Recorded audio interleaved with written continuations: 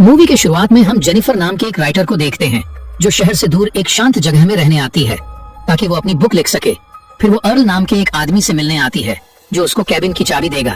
तब अर्ल उसको घर की चाबी देता है और वहाँ जाने का रास्ता भी बताता है। अब रास्ते में जेनिफर एक पेट्रोल पंप में रुकती है और गाड़ी में पेट्रोल भरवाती है। तभी उसे दो लड़के दिखाई देते हैं जिनका नाम एंडी और स्टैनली होता है और वो दोनों उसे ही देख रहे थे। तभी उसके पास जॉनी नाम का एक वर्कर आता है और उसकी मदद करने लगता है। तब वो जेनिफर से पूछता है कि वो कहाँ रुकी है, जिस पर वो बताती है कि मैं पास ही के एक कैबिन में रहने वाली हूँ। जिसके बाद वो जॉनी को पेट्रोल के पैसे देकर वहाँ से चली जाती है और अब वो अपने कैबिन में पहुँच जाती है जो कि जंगलों के बिल्कुल बीचों बीच था। जिसके बाद रात में जेनिफर अपनी बुक लिखने लगती है, जिस दौरान गलती से उसका ड्रिंक कपड़ों में गिर जाता है और वो उसे धोने के लिए घर के अंदर जाती है। तभी हम देखते हैं कि घर के बाहर से कोई उसका वीडियो बना रहा है। फिर अगली सुबह जेनिफर जब जंगलों में जॉगिंग कर रही थी तभी उसे जंगलों के बीच एक घर दिखाई देता है। तब वो उस घर के अंदर जाती है लेकिन वहाँ पर कोई नहीं था और पूरा घर एक कबाड़ बन चुका था। जिसके बाद वो वापस अपने घर आ जाती है और फ्रेश होने के लिए वॉशरूम में जाती है लेकिन वहाँ पर पानी नहीं आ रहा था। फिर वो उसको ठीक करने के लिए एक प्लम्बर को बुलाती है और कुछ देर बाद मैथ्यू नाम का एक प्लम्बर वहाँ पर आता है और उसके पाइप को ठीक कर देता है। तब ये देखकर जेनिफर उसके गाल पर किस करती है और उसको थैंक यू कहती है। लेकिन मैथ्यू का दिमाग कम होता है इसीलिए वो घबराकर वहाँ से चला जाता है। फिर शाम को मैथ्यू अपने दोस्त एंडी, स्टैनली और जॉनी के साथ फिशिंग करने जाता है जहाँ वो उन्हें बताता है कि उस लड़की ने उसके गालों पर किस किया, जिसे सुनकर जॉनी को उसकी बातों पर विश्वास नहीं होता। तब स्टैनली अपने कैमरे में उन दोनों को जेनिफर की वीडियो दिखाता है जिससे हमें पता चलता है कि पिछली रात उसी ने ही जेनिफर की छुपकर वीडियो बनाई थी। तब ये सब देखकर जॉनी की नीयत खराब होने लगती है और अब वो जेनिफर के साथ गलत करना चाहता था। फिर रात में जेनिफर जब सो रही थी तभी अचानक दरवाजे से उसे कुछ आवाज सुनाई देती है और जब वो चेक करने के लिए वहाँ पर जाती है तो वहाँ पर उसे एक मरी हुई चिड़िया दिखाई देती है और साथ ही उसे बाहर के स्टोर रूम का दरवाजा भी खुला हुआ दिखाई देता है। तब वो वहाँ जाकर दरवाजे को बंद करती है और वापस अपने कैबिन में आती है। तभी वो अपने लैपटॉप पर उन्हीं तीनों का फोटो देखती है। जिसके बाद वो तीनों वहाँ आकर उसे घेर लेते हैं। तब ये देखकर जेनिफर उनसे कहती है कि मेरा बॉयफ्रेंड यहाँ पर आने वाला है, इसीलिए तुम लोग यहाँ से चले जाओ। जिस पर जॉनी कहता है कि मुझे पता है यहाँ पर तुम्हारा कोई बॉयफ्रेंड नहीं है और तुमने मैथ्यू के गाल पर किस भी किया था। तब जेनिफर कहती है कि मैंने तो उसे सिर्फ थैंक यू किस किया था। जिस पर जॉनी कहता है कि वो शहर के लड़कियों को अच्छी तरह जानता है कि उन्हें क्या चाहिए, जिसे कहकर वो उसको दारू की बोतल देता है और उसे पीने के लिए कहता है। लेकिन जेनिफर पीने से मना करती है। तब जॉनी उससे कहता है कि अगर वो ये दारू पी लेगी तो वो तीनों वहाँ से चले जाएंगे, जिससे अब जेनिफर वो दारू पी लेती है। लेकिन फिर भी वो लोग वहाँ से नहीं जाते। तभी जॉनी एक बेसबॉल बैट को उसके मुंह पर लगाता है और उसको मुंह खोलकर अपना दांत दिखाने के लिए कहता है। जिसके बाद वो अपना गन निकालता है और उससे किस करने के लिए कहता है। फिर वो गन उसके मुंह में डाल देता है। जिसके बाद एंडी भी वो बोतल उसके मुंह में डालने के लिए जाता है लेकिन तभी जेनिफर एंडी को नीचे गिराती है और स्टैनली के आंख में स्प्रे मारकर वहाँ से भागने लगती है। फिर भागते भागते सुबह हो जाती है और तभी उसे वहाँ पर दो आदमी मिलते हैं जिनमें से एक शेरिफ था और दूसरा अर्ल था। तब वो उन्हें सारी बातें बताता है और शेरिफ उसको लेकर उसी कैबिन में जाता है लेकिन वहाँ पर शेरिफ को कोई भी नहीं मिलता। इसीलिए शेरिफ उसको कहता है कि जरूर तुम्हें कोई वहम हुआ होगा। फिर जब वो उसकी तलाशी लेने लगता है तो वो उसके शरीर को गलत तरह से छूने लगता है और तभी वहाँ पर वो तीनों फिर से आ जाते हैं। तब जेनिफर को पता चलता है कि वो शेरिफ भी उनसे मिला हुआ है। तभी शेरिफ उससे कहता है कि अब तुम्हारे साथ बहुत बुरा होने वाला है। जिसके बाद जॉनी जेनिफर को पकड़ लेता है और मैथ्यू को अपने कपड़े उतारने के लिए कहता है लेकिन मैथ्यू ऐसा करने से मना करता है। तब जॉनी उसे मर्द बनने के लिए कहता है, जिसे सुनकर मैथ्यू अपने कपड़े उतारने लगता है। इसके बाद वो जेनिफर के कपड़े फाड़कर उसे नीचे लेता देते हैं और फिर वो मैथ्यू को उसका यूज करने के लिए कहते हैं। जिसके बाद मैथ्यू उसके साथ वैसा ही करने लगता है जिससे जेनिफर काफी रोने और चिल्लाने लगती है। तभी शेरिफ को उसकी बेटी का कॉल आता है जो अपने पिता को आज जल्दी घर आने के लिए कहती है। जिस पर शेरिफ अपनी बेटी से जल्दी घर वापस आने का वादा करके कॉल कट कर देता है। फिर वो लोग जेनिफर को वहीं छोड़कर वहाँ से चले जाते हैं। जिसके बाद जेनिफर भी वहाँ से उठकर बाहर जाने लगती है लेकिन थोड़ा आगे जाने पर वो पांचों उसे फिर से घेर लेते हैं क्योंकि अभी भी उनका मन नहीं भरा था। तभी वो लोग उसे पकड़कर जमीन पर लेटा देते हैं और शेरिफ उसके साथ गलत करने लगता है। जिसके बाद वो सभी एक एक करके दरिंदों की तरह उसका यूज करने लगते हैं और जब उनका मन भर जाता है तब वे उसे छोड़ देते हैं।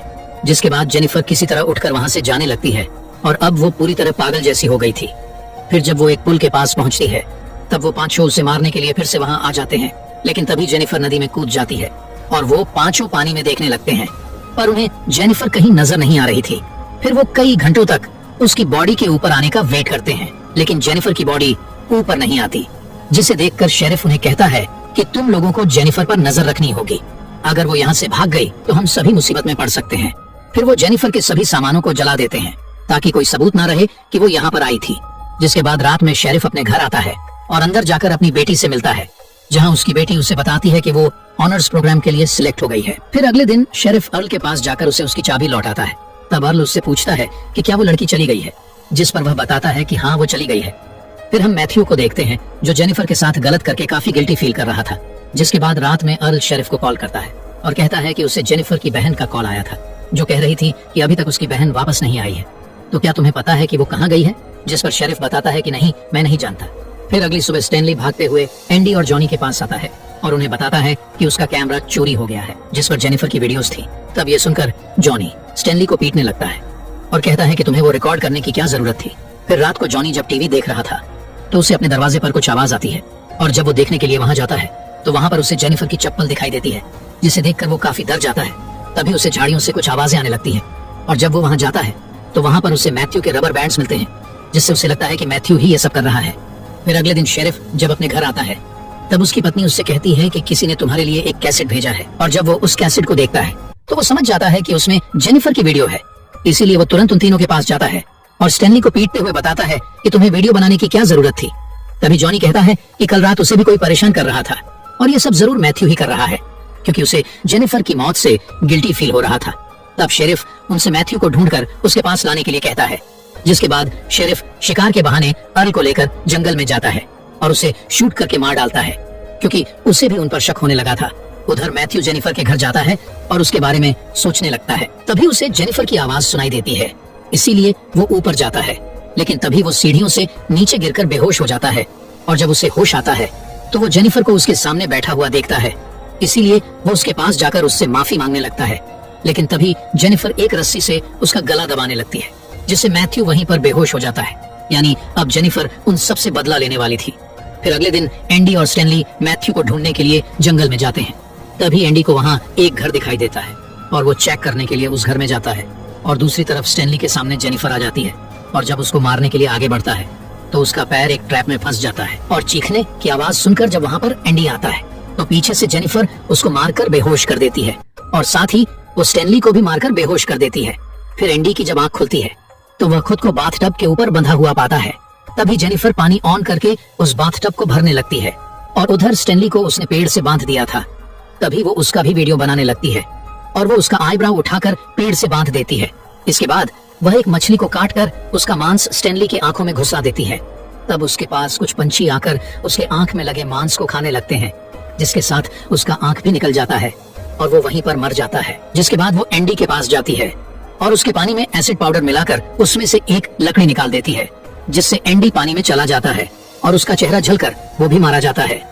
जिसके बाद जेनिफर उसी पेट्रोल पंप में जाती है और जॉनी को किडनैप कर लेती है।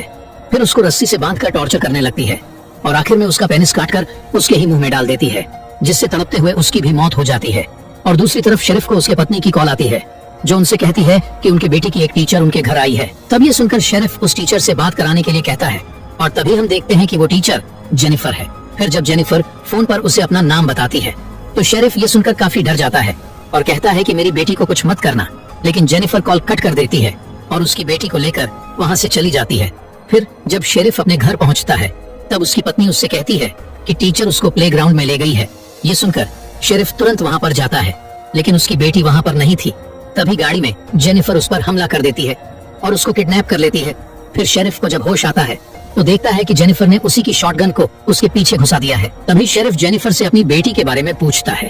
तब वो उससे कहती है कि अगर तुम्हारी बेटी के साथ कोई ऐसा करे तो तुम क्या करोगे, जिस पर वो कहता है कि मैं उन्हें मार डालूंगा।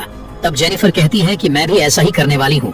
फिर वो शॉटगन के ट्रिगर में एक रस्सी बांधकर उसका दूसरा सिरा बेहोश पड़े मैथ्यू के हाथ में बांध देती है, ताकि उसे होश आते ही वो ट्रिगर दब जाए। फिर वो बाहर आकर बैठ जाती है।